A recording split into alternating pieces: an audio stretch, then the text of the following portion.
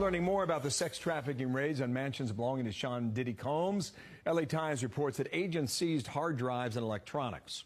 And what else? Derek Parker is a retired NYPD detective. He worked in the department's rap intelligence unit. Nice to see you. Good morning to you. Good morning. Thanks for being here. So the reason why we know about this is because at least 4 civil suits have been filed against him. And in those suits, what were the allegations they were making? Sex trafficking, gun possession, and narcotics. Okay, and so the police made a move this week. And if you look at some of these aerials, Derek, they went in with a ton of firepower. Why was all that necessary? Well, once they had information that there were probably weapons in the house and the drugs, they had to be careful. So they mounted a team of, just like their SWAT team, to go in and to take care of that safely. Here's from the LA Times saying that inside the Sean Diddy Combs raid, emptied safes, dismantled electronics, gun-toting feds. Sources said it appears investigators searching Combs' Holmby Hills home emptied safes, dismantled electronics, and left papers strewn in some rooms. Federal agents disabled his security system and seized the hard drive. That's a source according to the Times. So on the hard drive, that's where I assume they would have.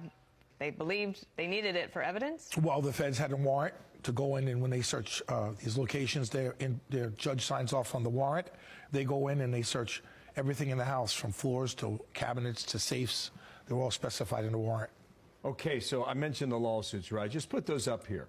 This goes back to November of last year, right? Cassie, former girlfriend, yes, files these suits. The next month you have Jane Doe, not public, right? Says she was gang raped at age 17.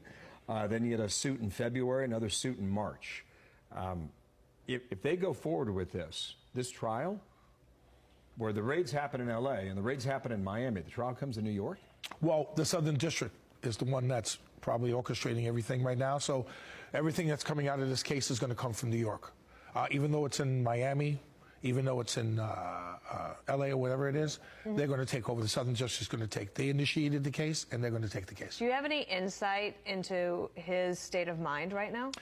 Not really. Listen, I knew Diddy back when I arrested him for the Club New York shooting, and then the assault with Steve Stout at MTV.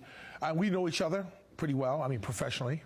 But I haven't seen him in years. But right now, it's got to be bothering him. You know, I mean, he's at this height in his life where he's a billionaire almost, and he's very, very well liked by some people, not by others. But he's very famous. I know this has got to be bothering him right now.